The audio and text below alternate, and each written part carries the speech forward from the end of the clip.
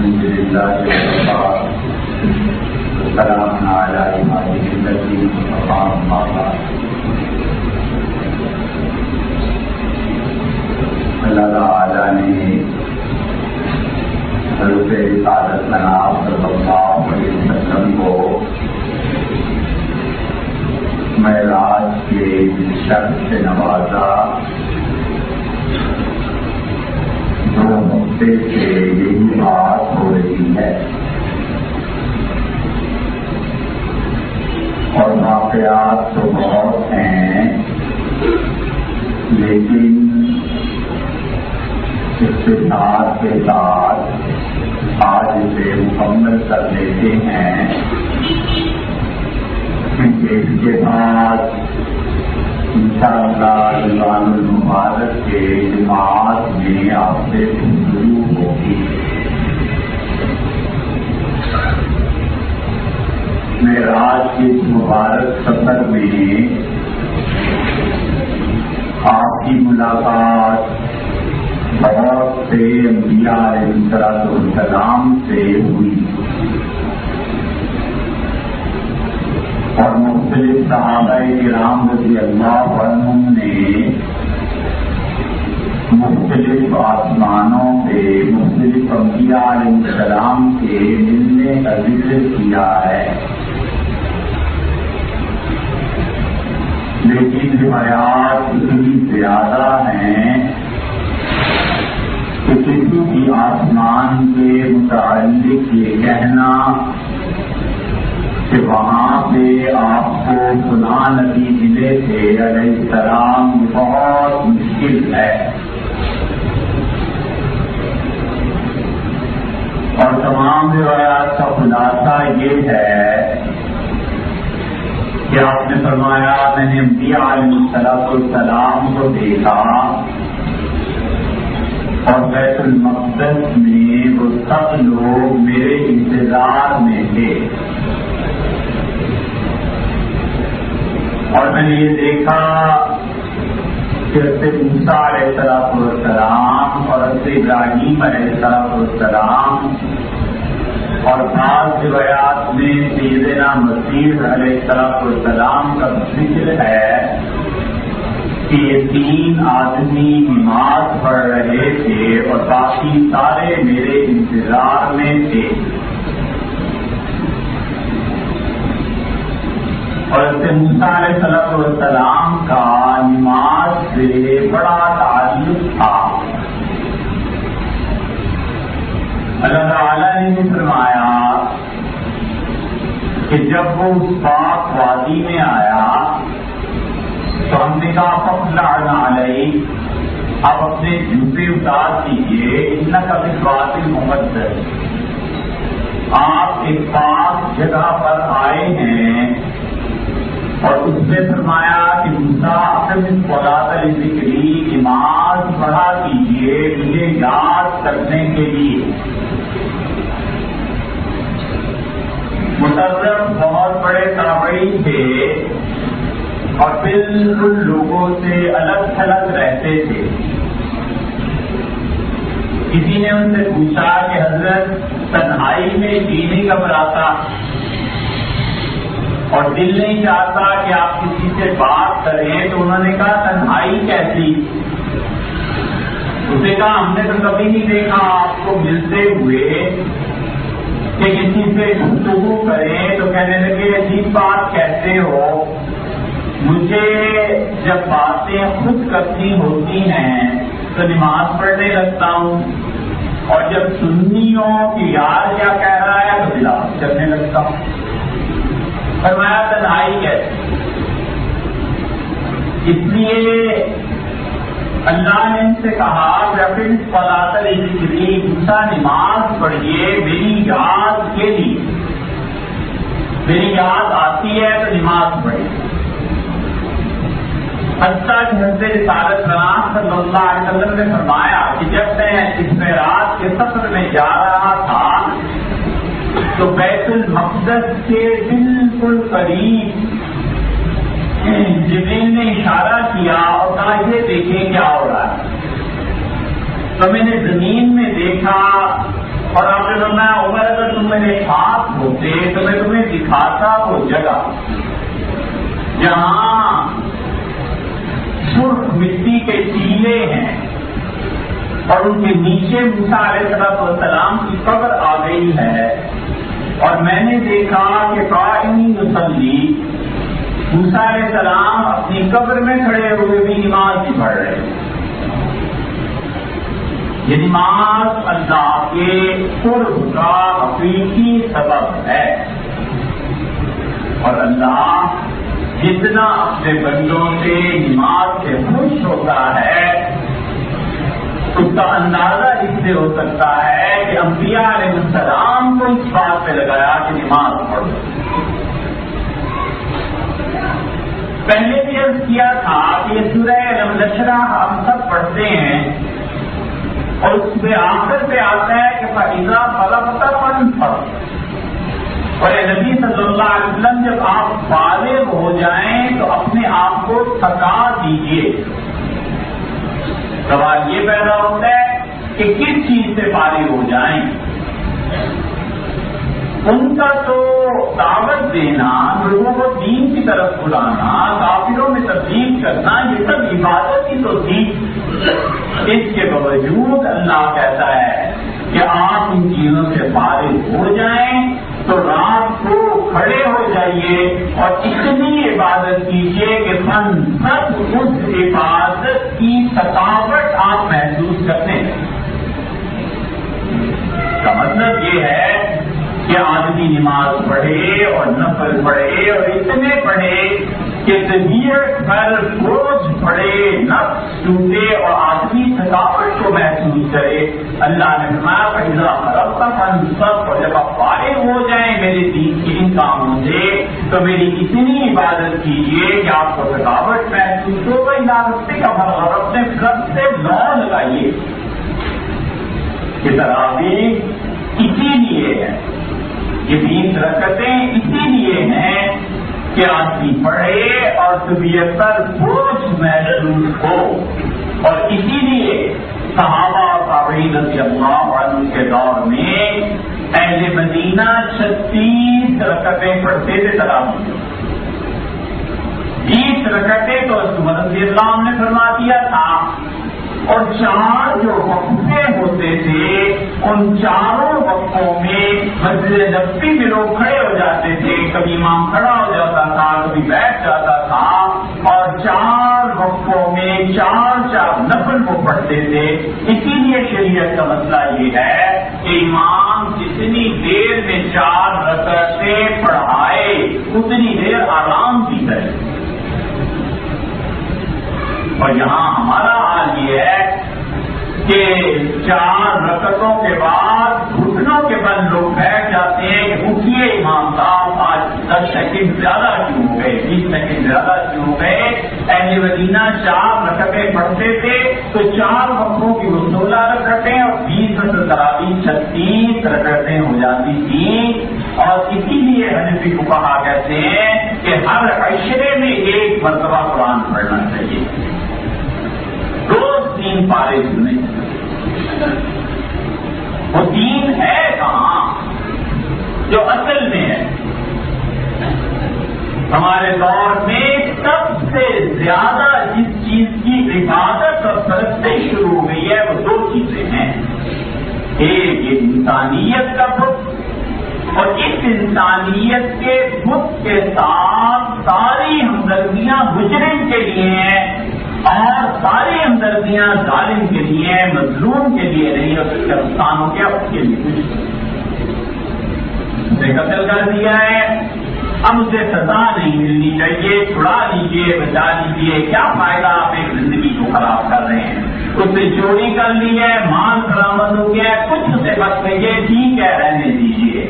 آپس کی رضامندی سے کوئی بدکاری کوئی کام کرنے کچھ نہ کہیے، اس لیے یہ سب درست ہے.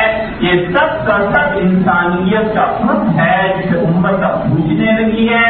اور دوسرا خود جو آ گیا ہے پوجنے کے لائق ہو گیا ہے وہ دولت ہے اور پیسہ ہے. جس کو دیکھو پیسے کی دوڑ، پیسے کی لالچ، پیسہ پیسہ، رقم، نقد، کیش، ڈالر، اسٹاک ایکسچینج، کیا گئی ہے، صبح سے شام تک دیوانہ ہو گیا ہے پیسے کے پیچھے، اور ذرا یاد نہیں رہا کہ جس پروردگار نے بھیجا تھا اس نے کہا تھا میری بھی عبادت کرنا۔ اللہ سے زیادہ پیسے کا احترام، خدا سے زیادہ پیسے کی کوشش، خدا کے احکامات پہ ترجیح پیسے کو حاصل ہو گئی ہے، رقم کو حاصل ہو گئی ہے۔ یہ دین اور یہ اسلام ہے جو ہم دنیا میں پیش کر رہے ہیں اور لوگوں کو بتا رہے ہیں کہ خدا کا دین ہمیں یہ سکھاتا ہے۔ ہمارے مسائل ڈرون حملے نہیں، آج نہیں تو کل، اس سال نہیں تو آئندہ برس، اسی وقت تو ختم ہوں گے۔ ہمارے مسائل مہنگائی نہیں، بڑی ہے اور بڑھے گی، کبھی تو ٹوٹے گی، کچھ تو ہوگا۔ ہمارے مسائل یہ نہیں ہے جو کچھ میڈیا ہمیں دکھاتا ہے، ہمارے مسائل در حقیقت یہ ہیں کہ ہم جھوٹ بولنے کے عادی ہو گئے ہیں۔ ہمارا مسئلہ جھوٹ کا ہے، ہمارا مسئلہ ملاوٹ کا ہے۔ خالص دودھ اور گھی لینے نکل جائیے، رمضان آ رہا ہے اور شہر میں کہاں خالص گھی ملتا ہے اور کہاں خالص دودھ ملتا ہے۔ ڈرون حملے بند ہو جائیں اور دودھ 1 روپے کلو کا بھی آ جائے، پھر دیکھیے جس کو پانی ملانے کی عادت ہے وہ ملائے بغیر رہتا ہے یا نہیں۔ ہمارے مسئلے لوگوں کے آپس کے جھگڑے ہیں، لڑائیاں ہیں، ہمارا مسئلہ دکھاوا ہے، نمائش ہے۔ ہمارے سارے مسائل انسانی اخلاقیات پر مبنی ہیں۔ آج سے 20 سال پہلے کوئی دن نہیں جاتا تھا جب دوسرے ٹیلی فون ہوا کرتے تھے لینڈ لائن کے، کوئی آدمی نماز کا مسئلہ، کوئی وضو کا مسئلہ، کوئی ایسے مسائل پوچھتا تھا۔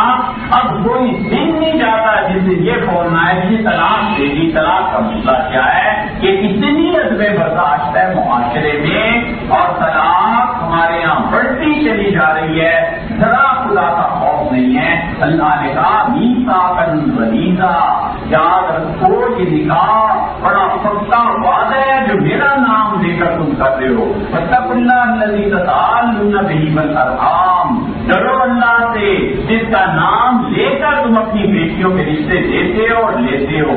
والارحام، ڈرو اللہ سے جس کے نام کی وجہ سے تمہاری رشتے داریاں قائم ہیں اور عورت اور مرد آزاد نہیں ہے، رشتوں کے بندھن میں جکڑے ہوئے ہیں۔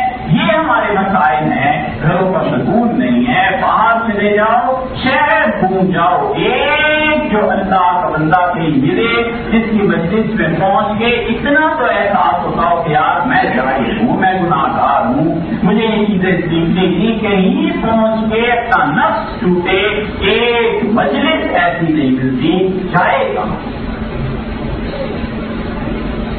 آپ اس سے مسئلہ پوچھیے جس کی بیوی اجڑ کے گھر آ جاتی، آپ مسائل تو ان سے پوچھ کے جا کے جس کو بہو سے یہ توقع ہوتی ہے کہ کوئی تہذیب اور شائستگی ہوگی، اور پہلی لڑائی کے بعد پہلا مطالبہ یہ کہ گھر الگ کیجیے اور مجھے جانے دیجیے، اور اگر اس سے 3 دو 4 لفظ پڑھ رہی ہیں تو خدا کی پناہ ہے، پھر وہ پہلی بات ہی یہ کہتی ہے کہ ساس سسر کی جسد میرا فرض تھوڑے ہے۔ یہ مسائل، یہ چیزیں اوپر سے نیچے تک جھوٹ فرائض کر گیا ہے۔ قرض کا مانگنا کوئی مسئلہ نہیں رہا۔ فقہا نے لکھا ہے بغیر ضرورت کے قرض لینا کبیرہ گناہ ہے۔ یہ بینکوں کے قرضے، یہ شخصی قرضے اور تباہی اور اصل مسئلے جو ہیں وہ یہ ہے کہ ہم نے شخصیت پرستی شروع کر دی ہے، ہم نے ادارے بنانے چھوڑ دیے، شخصیتیں بن رہی ہیں، مولوی صاحب بن رہے ہیں، حضرت بن رہے ہیں، 1 کروڑ تھا آج 10 کروڑ ہے، حضرت کیا دیکھو کیا سے کیا ہو رہا ہے۔ اور وہ ادارے جو بننے چاہیے تھے پبلک کی رقوم اور پیسے سے، ادارے نہیں بن رہے۔ یہاں تک حال ہے ہمارے سرکردہ لوگوں کا، یہاں تک حال ہے کہ کبھی آپ پڑھیے سیاست سے کچھ غرض نہیں، بالکل بحث نہیں ہے، کبھی آپ پڑھیے کرنل ربری کی کتاب جو ذوالفقار علی بھٹو صاحب کے ADC تھے، وہ لکھتے ہیں کہ پھانسی دینے کے بعد کیا ہوا. وہ کہتے ہیں پھانسی دینے کے بعد بھٹو صاحب کی شلوار اتاری گئی اور تصویریں لی گئی، کیونکہ یہ شبہ تھا کہ اس شخص کا نام اصل میں نسخالام تھا، یہ ہندو تھا. تو ختنے لے کے گئے تو دیکھو یہ حال ہے، یہ ختنے ہی رہ گئے تھے اس کے اسلام کی شہادت دینے کے لیے. یہ ADC ہے. ہم کیا کرنے چاہیے بھائی؟ ہم کر کیا رہے؟ اللہ کے دین نے یہ نہیں سکھایا. خدا کے دین نے کہا عبادت کرو اپنے رب کی، یہاں تک کہ تم تھکن محسوس کرنے لگ جاؤ. یہ تراویح اسی لیے 20 تراویح 8 تراویح، جو 8 کے دے اس کے پاس اتنے دلائل ہوئے ہیں، لیکن اس حدیث میں آتا ہے کہ ہم 8 رکعتیں پڑھتے تھے. حنفی کو کہا کہتے ہیں یہ تہجد ہے، وہ کہتے ہیں تراویح. اچھا یا کچھ بھی ہو، اس میں آتا ہے اتنی لمبی رکعتیں ہوتی تھیں کہ جس دن ہمارا امام 12 رکعتوں میں سورہ بقرہ 2.5 پارے پڑھتے تھا، ہم کہتے تھے آج تو چھٹی ہو گئی، بڑی خوشی کی بات ہے. 12 رکعتوں میں 2.5 پارے بس اتنی چھوٹی تراویح. اور ہوتا یہ تھا کہ خفت الفلاح، ہم ڈرتے تھے کہ یہ 8 رکعتیں کہیں سحری نہ ختم ہو جائے. عشاء کے بعد شروع کرتا تھا اور سحری کے قریب جا کر وہ 8 رکعتیں ختم ہوتی تھیں. روزانہ کتنے پارے وہ پڑھتے تھے. اتنا تعلق معلّہ تھا، اس لیے خلیفۃ المسلمین ایسے بڑے لوگ ایسے تھے. یہ عبادت ہے. اس سے کہا کہتے کہ اصلاً ہر عشرے میں ایک قرآن پاک پورا ہونا چاہیے. اصل دین یہ ہے. پورا شہر گھوم جائیے، جو مسجد میں نام تو لے گیا اس مرتبہ یہ کر لیتے ہیں، ایسی آفت بچے گی، ایسی چیز بچے گی کہ یہ نماز پیچھے ضرورت مند حدیث میں آئے، یہ وہ ساری روایات آ جائیں گی. اور وہ اتنا بھی نہیں جانتے کہ رسول اکرم صلی اللہ علیہ وسلم نے جو یہ فرمایا ہے کہ لوگوں کو امام ہلکی نماز پڑھائے، اور آپ نے فرمایا تمہارے پیچھے ضرورت مند ہوتے ہیں، تمہارے پیچھے عورتیں نماز پڑھتی ہیں، تمہارے پیچھے کوئی آدمی گھر کا سودا طرف لینے کے لیے نکلتا ہے، امام کو چاہیے تمہیں چاہیے کہ نماز ہلکی پڑھاؤ. اس کا مطلب یہ نہیں ہے کہ سنت سے بھی کم درجے کی پڑھائے. سنت کے مطابق جب وہ نماز پڑھاتا ہے تو لوگوں کو چاہیے اپنی اصلاح کریں. حضور صلی اللہ علیہ وسلم کی نماز نہیں پڑھاتے، نبی صلی اللہ علیہ وسلم جیسی نماز پڑھاتے تھے، بس ایسے پڑھائے. اس سے زیادہ کرے گا تو پھر کہا جا سکتا ہے کہ یہ لمبی نماز ہے. مگر نبی کریم صلی اللہ علیہ وسلم کی نمازیں اب کہیں نہیں ہیں. چلے جائیے آپ شاید گھومیے اور جا کر 10 سال آپ ریکارڈ رکھیے 10 سال کا کہ کہاں پہ سنت کی نماز ہوتی ہے، کہ مل جائے تو ہمیں بھی بتائیے. مجلس کہیں نہیں رہی، کہاں سے بچوں کو لے جائیں اور جا کر دکھائیں کہ انسان ایسے ہوتے ہیں. ہم میں سے بہت سے لوگوں نے انسانوں کو نہیں دیکھا، ہم نے انسانوں کو دیکھا ہے. ہمیں کوئی کہے نا، اب جس بچے نے انسان کو نہیں دیکھا، گدھا اگر اس سے کہے کہ میں انسانوں کو بچہ مان سکتا ہے، ہمیں کہے کہ میں انسانوں کو ہم نہیں مانتے، اس لیے کہ ہم نے گدھوں کو بھی دیکھا ہے، انسانوں کو بھی دیکھا. شیخ ابو الحسن ندوی رحمۃ اللہ علیہ کہتے تھے کہ ہمارے شیخ پوری رحمۃ اللہ علیہ کو فالج ہو گیا اور ڈاکٹر نے منع کر دیا کہ حضرت روزہ نہیں رکھنا. تو عصر کی نماز کے بعد میں جس جگہ حضرت اعتکاف پہ تھے وہاں چلا گیا اور پردہ اٹھا کے اندر چلا گیا. تو ہمارے شیخ دوا کھا رہے تھے، ڈاکٹر نے جو بھی گولیاں جو چیز دی ہوگی، اور فرماتے تھے اتنا نور برس رہا تھا، اتنا نور برس رہا تھا کہ میں حیران رہ گیا کہ کوئی لائٹ لگی ہوئی ہے یا ہے کیا مسئلہ. اور پھر مجھے خیال آیا کہ ہم نالائقوں کی افطاری میں اتنا نور نہیں ہوتا جتنا اس شخص کی معصومی میں روزہ نہ رکھنے کے باوجود نور. اس لیے ہمیں چاہیے کہ ہم سوچیں، ہم اللہ کی عبادت کریں، ہم نفل پڑھیں، ہم اپنی نمازوں کی فکر کریں. یہ روزے آ رہے ہیں، ہمیں چاہیے کہ ہم طے کریں کہ عرب یہ بھی رکھنے ہیں اور شعبان میں بھی 6 روزے رکھنے ہیں، تیری عبادت کرنی. اللہ کی عبادت انبیاء علیہ السلام نے قبروں میں بھی جا کر نہیں چھوڑی. اتنی بڑی چیز ہے. چاہیے کہ نماز پڑھ. حضور اکرم صلی اللہ علیہ وسلم نے فرمایا، نسائی کی روایت میں آتا ہے، نہیں معلوم امام نسائی رحمۃ اللہ علیہ اسے کتاب مشترکہ میں کیوں لے گئے، لیکن نسائی کی روایت میں آتا ہے کہ حضور صلی اللہ علیہ وسلم نے فرمایا، روزانہ عشاء کے بعد 4 رکعتیں پڑھا کرو اور 4 رکعتیں پڑھ کے اللہ سے اپنے گناہوں کی معافی مانگنا، اور اگر تم صحیح نیت کے ساتھ پڑھتے رہے تو تمہاری یہ 4 رکعتیں لیلۃ القدر کی عبادت کے برابر ہیں. اس پہ عمل کرنا چاہیے. روزانہ 4 رکعتیں پڑھ. کتنا تیر مار لے گا؟ 12 منٹ 15 منٹ لگ جائیں گے. اصل تو 4 منٹ بھی پورے نہیں ہونے اور ہم نے نپٹا دینی ہے، لیکن فرض کر لیجیے اتنا وقت رکھ دی جائے اور بھی کیا رہے کہ اپنے پروردگار کی عبادت کرے، اللہ سے منہ لگنا، اللہ کے ساتھ تعلق. یہ جمعہ، یہ نماز، یہ رکوع سجدے بار بار پروردگار کے حضور میں عرض کرے، سبحان ربی العظیم، سبحان ربی الاعلیٰ، 3 مرتبہ 5 مرتبہ 7 مرتبہ، یہ اللہ سے مانگنا ہی ہے.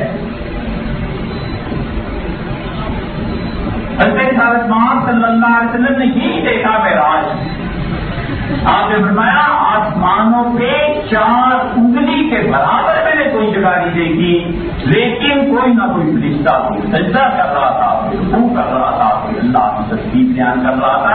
بس باپ پر ہمیں قسم ہے ان فرشتوں کی جو سفے باندھ کے ہمارے سامنے کھڑے ہوتے ہیں ہماری عبادت کرتے ہیں. اس لیے یہ رمضان اور ان ساری عبادتوں سے افضل، ان ساری چیزوں سے کہیں زیادہ برداشت، حوصلہ، اپنے بھائی کے گناہ پہ پردہ ڈالنا، لوگوں کو رسوا نہ کرنا، محبت سے پیش آنا، صحیح رہنمائی کر دینا، صحیح مسئلے کا پہنچانا، غصے کو قابو میں لے آنا، محنت کرے اپنے نفس پہ کہ غصے پر لگام ڈالنی ہے، اس کے سامنے اس کو نہیں پانا. یہ کام ہے جو کرنے کے ہیں. اللہ تعالیٰ آپ کو ہمیں عمل کی توفیق بخشے. ایک ضروری بات جو کرنا ہے، نماز کے بعد آپ ایک نقشہ لے لیجیے رمضان المبارک کا، مسجد انتظامیہ کی طرف سے سحر اور افطار کا نقشہ ہے ایک چیز، اور دوسرے اس کے ساتھ ایک اور کاغذ آپ کو ملے گا، آپ سے غور سے پڑھ لیجیے. آپ پورا رمضان المبارک فارغ کر سکیں، آپ آخری عشرہ فارغ کر سکیں اعتکاف کے لیے. اس میں پورا شیڈول اور پروگرام ہے کہ ہم کیسے اپنے نفس کا احتساب کریں، ہم کیسے اچھی جگہ پر بیٹھیں، کچھ مجلس ہو اور تعلیم اور تربیت کے سلسلے میں جو بات چیت ہو وہ سارا اس میں لکھا ہوا ہے. اس سے بھی ذرا غور سے پڑھیں.